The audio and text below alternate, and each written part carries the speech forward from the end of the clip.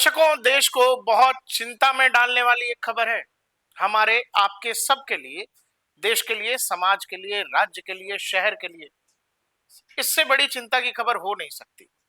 जब न्याय की गद्दी पर बैठा आदमी, जिसको हम जज साहब बोलते हैं, अगर वही अलग अलग मामलों में, भ्रष्टाचार के मामलों में आरोपी हो जाए, तो फिर न्याय की उम्मीद समाज या देश या नागरिक के तौर पर आप करेंगे किससे? बात कर रहे हैं हम इन जस्टिस साहब की, जिनका नाम है यशवंत वर्मा। दिल्ली हाई कोर्ट में जज रहे। और कहानी जब आप सुनेंगे तो माथा पीट लेंगे। और फिर उस डिबेट की तरफ जाया जा सकता है जहां ये डिबेट होता है कि क्या जुडिशरी के अंदर जो अदालतें हैं, जो जज हैं, उनके अंदर भी भ्रष्टाचार के विषयों पर बात होना चाहिए।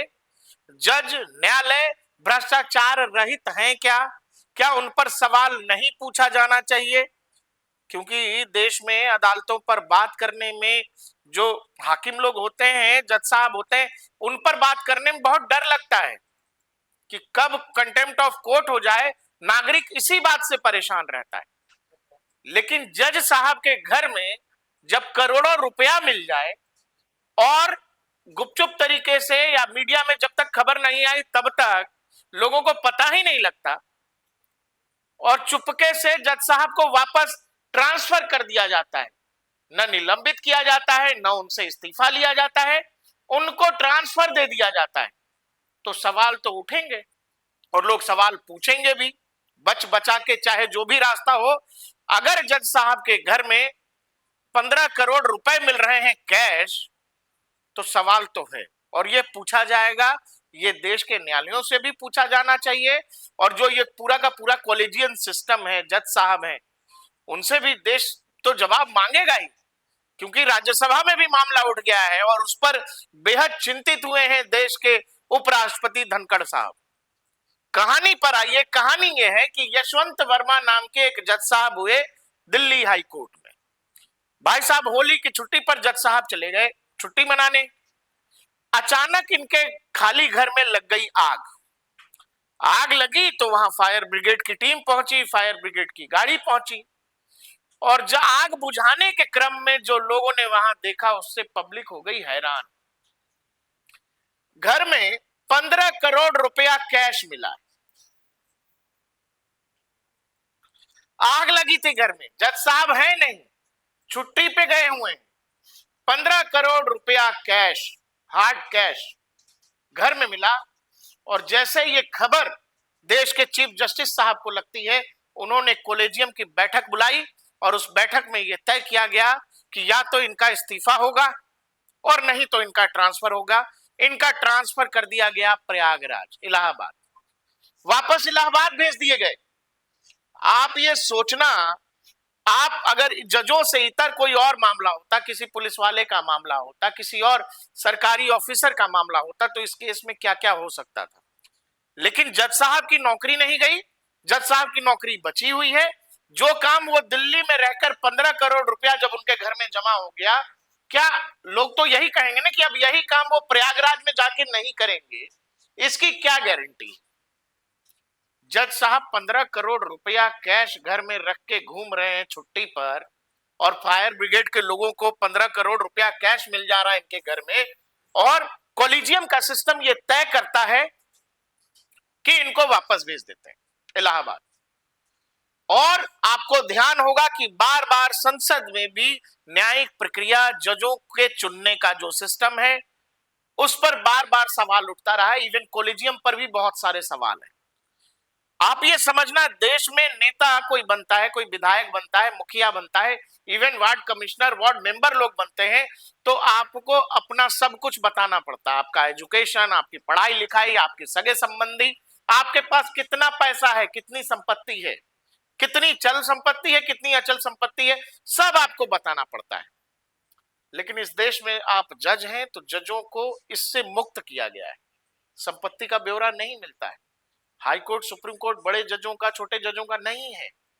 और इस पर बहुत बार देश के सदन में सवाल उठ चुका है। और इस वाली घटना के बाद ये मामला और भी गंभीर हो गया है कि दिल्ली हाई कोर्ट का जज जब छुट्टियों में कहीं दूसरी जगह घूम रहे हैं, उनके घर में फायर ब्रिगेड के लोगों को 15 करोड़ रुपए कैश मिल जा रहा है, कॉलेजियम की बैठक बुला करके उनको ट्रांसफर कर दिया जाता है। फिर कह रहा हूं कोई और नौकरी होती तो क्या होता है इसमें। आप बेहद समझदार हैं, समझिएगा। इसके अलावा आपको यह समझना पड़ेगा कि उस किसी भी जज को हटाने का हमारे देश में क्या सिस्टम है। अगर कोई भी जज इस तरह के मामलों में लिप्त पाए जाते हैं तो उनके साथ क्या होता है, उसका एक सिस्टम है। सबसे पहले सुप्रीम कोर्ट के चीफ जस्टिस संबंधित जज से जवाब मांगते हैं, जो मांगा गया होगा इस मामले में निश्चित तौर पर। अगर जवाब संतोषजनक नहीं होता तो एक इंटरनल जांच कमेटी बनाई जाती है, जिसमें एक सुप्रीम कोर्ट जज और 2 हाई कोर्ट के चीफ जस्टिस होते हैं। अगर जांच में जज दोषी पाए जाते हैं तो चीफ जस्टिस उन्हें इस्तीफा देने के लिए कह सकते हैं। अब समझिएगा, इस तरह के मामले में अगर जज साहब इस्तीफा भी दे देते हैं तो जज साहब को आफ्टर रिटायरमेंट जितनी सुविधाएं मिलनी है, वो चाहे पेंशन हो या और भी अलग अलग चीजें जो होंगी, जो भी मिलता होगा, वो सब लागू रहेगा। इस्तीफा दीजिए और बाकी जो सुविधा है वो सब लीजिए। इसके अलावा क्या है, यदि जज इस्तीफा देने से इनकार करते हैं तो चीफ जस्टिस सरकार को उनके खिलाफ महाभियोग चलाने की सिफारिश कर सकते हैं।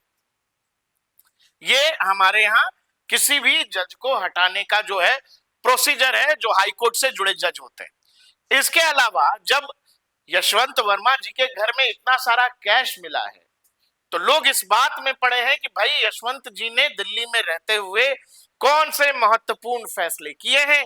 उनमें कुछ फैसले ये आपके स्क्रीन पर दिखाई दे रहा है। ये 3-4 महत्वपूर्ण फैसले हैं जो यशवंत वर्मा जी ने देखे हैं और उन पर उन्होंने फैसला दिया है, जजमेंट दिया है। इसके अलावा आज ही जब मैं ये वीडियो कर रहा हूं, देश के उपराष्ट्रपति साहब ने कहा है कि अगर यही मामला किसी नेता अधिकारी, जो मैं आपसे कह रहा था, किसी नेता अधिकारी या उद्योगपति से जुड़ा होता तो तुरंत कार्रवाई होती। इसीलिए एक पारदर्शी और प्रभावी सिस्टम की जरूरत है। इशारे ही इशारों में कॉलेजियम पर बोले हैं उपराष्ट्रपति साहब कि ऐसा चलेगा नहीं, घर परिवार का मामला है कि ठीक है जी हमारे साथी के साथ हो गया तो 4 लोग बैठ के तय कर ले रहे हैं, ठीक है, दिल्ली में नहीं, आप प्रयागराज चले जाइए। तो इस बात की गारंटी क्या है कि जो काम यशवंत वर्मा, जो 15 करोड़ रुपए इन्होंने दिल्ली में रहकर जमा कर लिए, ये प्रयागराज में ये काम नहीं करेंगे। इसकी क्या गारंटी है, ये कैसे तय होगा। अगर कोई भी जज देश में इस तरह के भ्रष्टाचार के मामलों में पाया जाता है तो सच ये है कि इसके लिए कोई उपाय नहीं है, इसका कोई सिस्टम नहीं है, सजा का कोई प्रावधान नहीं है। अगर कोई पुलिस, कोई सरकारी अधिकारी, नेता होता है तो वो जेल जाता है, उस पर अदालतें सुनवाई भी करती हैं। लेकिन इस तरह के मामले में, जो करप्शन के मामले हों या जजों से जुड़े जो मामले, जो इंटरनल काम के दौरान भ्रष्टाचार से जुड़े मामले हों, उन पर कहीं कोई सुनवाई नहीं हो सकती, कहीं कोई दूसरा रास्ता ही नहीं है। और आप जब जज के तौर पर इस्तीफा भी दे देते हैं तो आपकी सारी सुविधाएं कायम रहती। अभी तक इस फैसले में, इस मामले में जो कुछ भी हुआ है उससे संबंधित कोई भी दस्तावेज सुप्रीम कोर्ट की वेबसाइट में, जब हम वीडियो बना रहे हैं तब, उस समय तक कहीं कोई दस्तावेज सुप्रीम कोर्ट की वेबसाइट पर अपलोड नहीं हुआ है। इसके अलावा अगर यशवंत वर्मा का जो प्राथमिक करियर है, खुद वो प्रयागराज के ही रहने वाले हैं, अपने ही शहर वापस गए हैं, ग्रेजुएट हैं हंसराज कॉलेज से, बीकॉम ऑनर्स किया दिल्ली विश्वविद्यालय से। इसके अलावा एलएलबी की डिग्री इन्होंने रीवा विश्वविद्यालय से ली। ये पूरी कहानी है यशवंत वर्मा जी की। देश में न्यायिक प्रक्रिया के सुधार, कॉलेजियम में सुधार, और इवन कई बार आपको लगता है कि संसद और कोर्ट के बीच जो एक टकराव की स्थिति होती है, उसमें एक बड़ा मुद्दा ये भी है जो कॉलेजियम सिस्टम है। आप ये समझिए कि एक जज के घर में 15 करोड़ रुपए मिले, कॉलेजियम की बैठक बैठी और वहां ये कहा गया कि आप यहां नहीं रहेंगे, आप दिल्ली चले जाएं, माफ करिएगा प्रयागराज जाइए। तो फिर आप समझिए इस पूरी कहानी में क्या है। इसके अलावा इस देश में हर कोई जानता है कि जब आप आरटीआई डालेंगे, किसी नेता की संपत्ति जानना चाहेंगे, हालांकि ये सब तो वेबसाइट पर ही मिल जाएगा आपको, इलेक्शन कमीशन ऑफ इंडिया के वेबसाइट पर ही किसी नेता, सांसद, विधायक से जुड़ी जानकारी, उसके एजुकेशन से जुड़ी जानकारी। और एक इस देश में आरटीआई भी है, राइट टू इंफॉर्मेशन।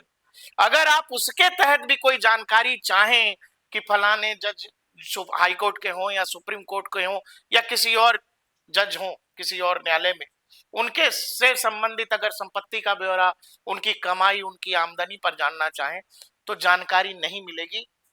जज, न्यायालय जो है आरटीआई के दायरे से बाहर है। और 2009 में उस समय के जो चीफ जस्टिस थे जी बालाकृष्णन, उन्होंने खुलकर इस बात की वकालत की थी कि जजों को संपत्ति का ब्यौरा देने की कोई जरूरत नहीं। इस बात की गंभीरता को समझिएगा और साथ ही इस बात को भी कि इस देश के जुडिशियल सिस्टम में फैले करप्शन पर देश में अलग अलग स्तर पर कई बार बहस होती रही है, इवन संसद में भी बात होती रही है। अब जब उपराष्ट्रपति ही कह रहे हैं तो इससे बड़ी बात और क्या होगी। उपराष्ट्रपति कह रहे हैं, कोई नेता होता, कोई अधिकारी होता, कोई सरकारी कर्मचारी होता और यही काम अगर होता तो फिर उसके खिलाफ क्या होती। इसीलिए ये बेहद गंभीर विषय है कि जिन पर यह जिम्मेदारी है कि वो न्याय करेंगे, जिन पर यह जिम्मेदारी है कि वो इस देश को भ्रष्टाचार मुक्त बनाएंगे, भ्रष्टाचार रहित बनाएंगे, वो खुद जब भ्रष्टाचार में लिप्त हो तो फिर इस देश का आम नागरिक किस तरफ उम्मीद से देखेगा। इसके अलावा 2023 की एक रिपोर्ट जब आप देखेंगे तो उसमें देश की संसदीय समिति ने यह कहा था, मांग की थी कि जजों को भी अपनी संपत्ति का ब्यौरा जो है पब्लिक डोमेन में डालना चाहिए, जैसे नेता डालते हैं वैसे देना चाहिए। अब पूरी कहानी हम अपने वीडियो के अंतिम सेक्शन पे आए हैं। आप हमें कमेंट सेक्शन में बताइएगा, आप हमें वीडियो के कमेंट सेक्शन में बताइएगा, जो जस्टिस यशवंत वर्मा हैं अब ये इलाहाबाद चले गए हैं, प्रयागराज अपने शहर में वापस चले गए, तो आपको क्या लग रहा है इस पूरे विषय में। दिल्ली में रहकर फायर ब्रिगेड इनके घर से 15 करोड़ रुपए बरामदगी की बात हो जाती है, तो प्रयागराज में जाके यशवंत वर्मा जी एकदम सब कुछ ठीक कर देंगे? कुछ नहीं करेंगे। या इस तरह के जज जो इस तरह के भ्रष्टाचार के मामलों में पाए जाते हैं या जिन पर इस तरह के आरोप होते हैं, उनके लिए कुछ कठोर विधान होना चाहिए, कुछ सिस्टम होना चाहिए, जैसे और भी अलग अलग सरकारी नौकरियों में, पुलिस तबके में या अलग स्तरों पर है, नेताओं के लिए है। तो क्या जजों को ये जो इम्यूनिटी मिली हुई है, ये जो छूट मिली हुई है, आप इसको सही मानते हैं, गलत मानते हैं, या ये सब कुछ ठीक है, अपवाद होते रहते हैं? आपका इस पूरे विषय पर क्या मानना है, आप हमें कमेंट सेक्शन में जरूर बताइएगा। तब तक देखते रहिए डीएनपी इंडिया, खबर भरोसे के साथ।